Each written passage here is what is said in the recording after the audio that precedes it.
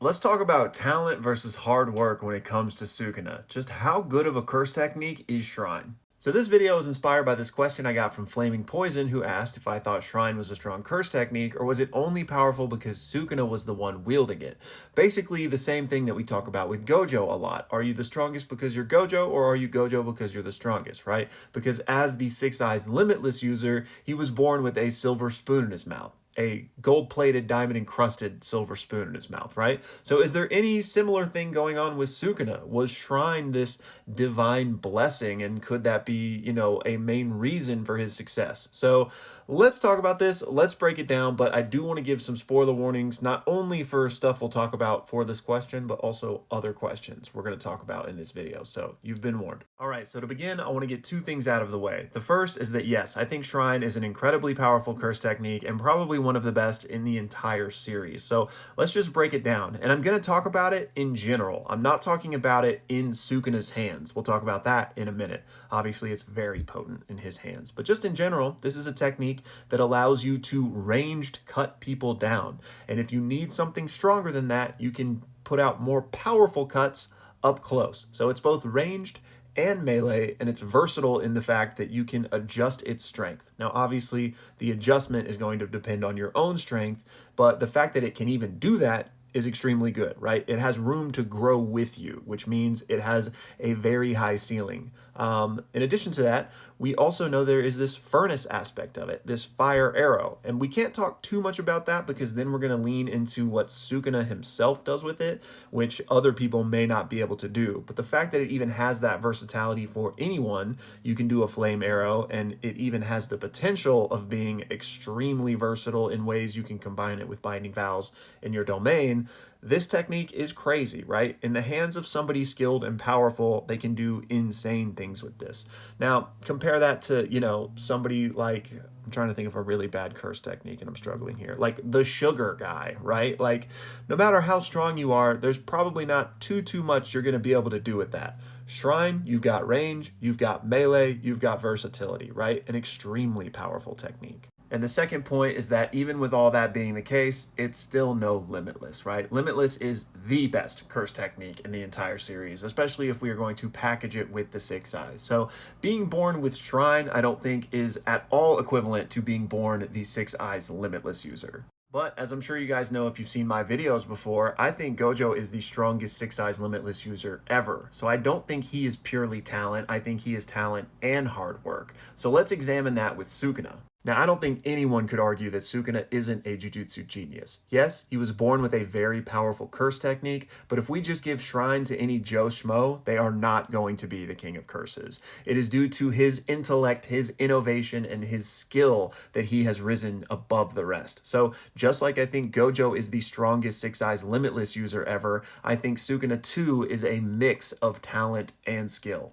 Now, I wanted to give Sukuna his props first because I do believe that, but now I do want to offer a little bit of pushback from the other side, because the same way that Gojo was born with the Six Eyes and Limitless, Sukuna was also born with more than just his curse technique, because as we know, he had 4 arms and 2 mouths, which is like the greatest boon a sorcerer can have. And from what we know about this, it's still kind of shrouded in mystery, but this doesn't seem to be something that he worked for. It was just something he was born with. Again, a divine blessing, if we can call it that. And in addition to that, we know that Sukuna has some feats that basically equate him to a heavenly restricted user. And again, this is more just theory than anything else. But like I've talked about before, I think Sukuna may have heavenly restricted benefits, at least not like exactly a heavenly restricted, but like benefits akin to that due to the nature of his birth and his twin passing away. So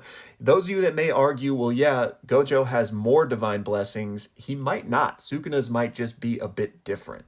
So with all of that being said, I think this is just another way the two strongest characters in the verse parallel each other, because they were both born with insane gifts, but on top of that, they were absolute geniuses that worked extremely hard. So to circle back around to your question of what if Sukuna had a different curse technique, if we assume everything else remains the same as far as his physical gifts and all of that, then I don't think much changes. I think Sukuna is still just as strong as he was, which was the strongest, and if anything, meaning the shape or the aesthetic, the flair of his strength just changes, but I don't think he gets even stronger. Next up, we got this from Autistic Tomato, and y'all pause to read it, but the first half up there deals with parallels in Gege's writing and story structure, and specifically between Shibuya and Shinjuku. And with Shinjuku wrapping up, he wants to know if I think we could see any more parallels in these final 3 chapters. And yeah, I would fully expect to see more. Now, whether or not they'll be directly related to Shibuya, I don't know, but I think they could easily be parallels to just earlier points in the story. This is something I've talked about a lot, actually, just, again, that cyclical nature of Gege's storytelling, so I wouldn't be surprised at all if we got some more of that before the manga ends. And then secondly, he says, if I had to pick one dead character to come back and one living character to die, who would I pick? And this is tough because even though, you don't want characters to die, I do think their deaths have been really impactful and meaningful. So I wouldn't want to erase that, if that makes sense. Like Choso, I wish he hadn't died, but the way he went out was beautiful and I loved his narrative arc. So if you made me pick, maybe Nanami, because even though I did think that moment was very impactful for Yuji, our boy Nanami deserved better, right? Let's just get that man to Malaysia, all right? We're going to bring him back. Let's get the Dragon Balls, and then we'll throw him on a plane. And then one character who I wish would die. That's tough. Maybe this guy, since they purposely left him alive in order to question him, but for all I know, maybe they took him out after that. But this dude was a psychopath, so yeah, he can go ahead and exit the scene. Next up, Perry asks if Sukuna could have incarnated into a cursed spirit like Mahito or Jogo. And no, he couldn't, because we know that he is incapable of incarnating in a cursed spirit. Gege tells us this in the fan book, or maybe it was an interview. But it is a good question of what would happen if they took a finger, because yeah, the finger bearer curses that we saw were much weaker curses. So would somebody like Jogo transform into an insanely powerful finger bearer curse, or would perhaps he just get his own boost of strength? So it's hard to say, and at this point doesn't seem like we'll get an answer to that, but in any case, he wouldn't be able to incarnate and take over a curse. Next up, Shu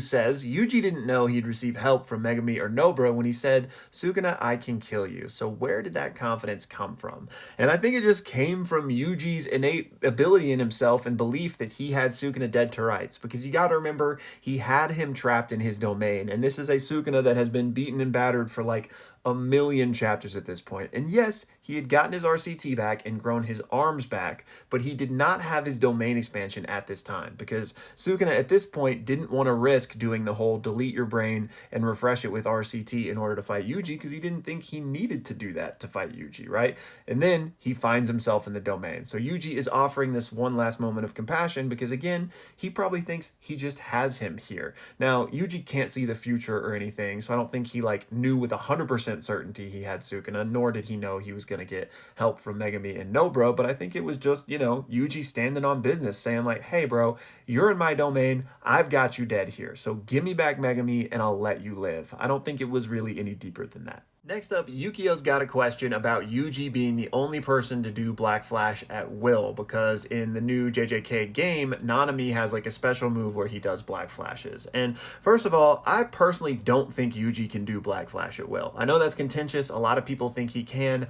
I think he is just the best at it. I don't think he can just command himself to do it, but when he locks in, he's just the man chosen by the Black Sparks, right? So he is better at it than everybody else, but I still don't think that means he's doing it at will, because I think that just goes against what we understand about Black Flash. It's all about just being in that flow state. So yeah, I think Yuji can get into that flow state better than anybody else, but still not at will. I wouldn't use those words specifically.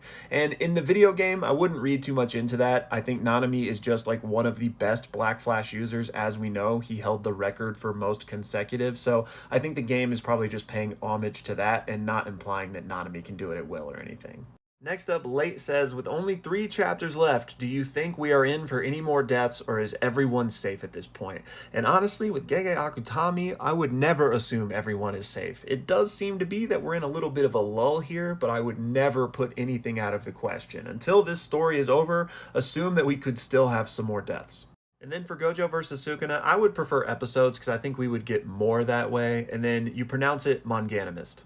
Next up, we got a bit of a longer one here from Callie, so y'all pause to read it. But the first paragraph up there asks if I'm still going to be answering questions about the manga even after it ends. And yeah, as long as people still have questions, I will definitely still be talking about JJK stuff. It obviously just won't be as much as when the manga was ongoing because there's just not going to be as much to talk about. We won't have new chapters and all that jazz, right? But especially when the anime comes back, I think we'll definitely have boosts in the JJK content once more because you're totally right. People are going to be very confused when certain things happen. So, yeah, we'll definitely still be talking about JJK here and there and just whenever anybody has any questions. And then the second paragraph deals with why didn't Maharaga use the world cutting slash on Gojo's blue? And I think I tend to agree with you. First of all, everything was just happening so quickly, right? And the issue was that since Maharaga had adapted to blue, its attractive effect didn't work on it. So maybe Maharaga just didn't have time to like think of using his version of the world cutting slash on it. But I tend to agree with you in that I don't think that would have done much. Like maybe he could have sliced through it at whatever angle he was going to slice through it, but I don't think that would be enough to like disperse the blue. Maybe he would have cut it in half, but again, when you're just thinking about like an attractive force with gravity, essentially, I don't think cutting it is going to accomplish much. Next up, Mazoski says, are you ever going to cover Mushoku Tensei? And I'm actually not familiar with that. All right, let's see here. Mushoku Tensei. This series is about a jobless, overweight man who dies. This is hitting too close to home. Is this just going to be me after JJK ends? But seriously, while I'll never say never, to be completely honest, this definitely isn't high on my list of things to cover, only because I'm not that aware of it. It's definitely something I might check out and see if I'm interested in it, but there's definitely things that are going to have a higher priority as far as like actual stuff I'm going to make content on. And again, the for sure things on that list right now are One Piece, Hunter x Hunter since it's coming back, and Kagurabachi. And then some of the things I'm still looking into are Dandadan since that has the anime coming out, Sakamoto Days, and there's like 5 other things that are escaping me right now. But again, I'm always open to for y'all's suggestions, and at the very least, I'll check it out. And then if I like it, then yeah, there's a chance I could cover it. Next up, Julia wants me to give a quick review of JoJo Part 2, which we recently watched as a community. So what I'll say is I really enjoyed it. I enjoyed it more than Part 1. I thought it was a lot better than Part 1, and I hear that it only gets better. But what I'll say is I think a lot of my enjoyment for the show came from the fact that we were all watching together as a community, sharing jokes, getting to see the inside jokes and memes that are part of the JoJo community. And again, I did enjoy it, but I would equate it more to like going to see a fun like Hollywood action movie. You know, you're going to get your popcorn and your candy and it's just going to be an experience. It's not like a movie that I'm going to go into and it's going to change my life or it's going to win any Oscars or anything, if that makes sense. And I don't mean any shade by that because you know what? Sometimes you just want to go and have a good time at a Marvel movie. And that's what I feel like JoJo is for me so far. Again, not something that I feel like I could really sink my teeth into like analytically, if that makes sense. And then I actually had a couple more quick questions from Julia as well. The first is, do I think the waffle slice was a world cutting slash from Sukuna? And yeah, I do. We didn't get to see him doing the chants or whatever, but the aesthetics of how Gege drew that waffle was very similar to how he drew the dismantle that Sukuna used previously, which we know was a world cutting slash. So for my money, yes. And then finally, who has more skill or mastery over Jujutsu, Gojo or Kinjaku? And this is tough because it calls back to the whole, hard work versus talent. And yes, while I do think Gojo works really hard, he also has the 6 eyes, which we have to take into consideration. That obviously helped him on his Jujutsu journey. Kinjaku, to our knowledge, doesn't have any divine benefits like that, and he still was just a beast. So I would say that technically Gojo has more skill, and I don't think it's close, but I think the skill that Kinjaku was able to muster without his divine gifts, again, just to use that as a blanket term, makes what he was able to accomplish probably more impressive. So that's my nuanced answer to that. Anyways, y'all, that's going to do it for this one. As always, thank you so much for watching, and thank you to everyone who sent in some questions. This weekend, we may be having some more watch parties. I'm not sure. Nothing official is on the books yet, but keep an eye out on the Discord if that's something that would interest you. And also, I might try to get some Twitch streams in again. So follow me over there at Bocce if you haven't already, and I will see you guys soon.